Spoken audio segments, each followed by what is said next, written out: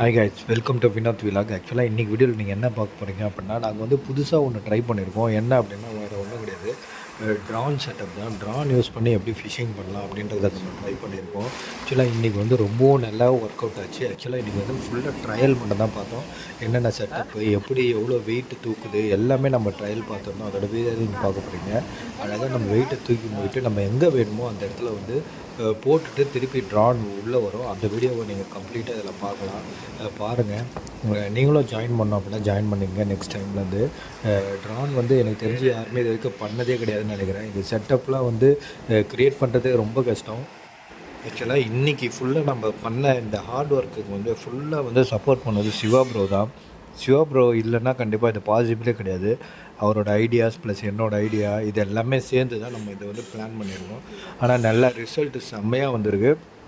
கண்டிப்பாக next time வந்து பண்ணலாம்.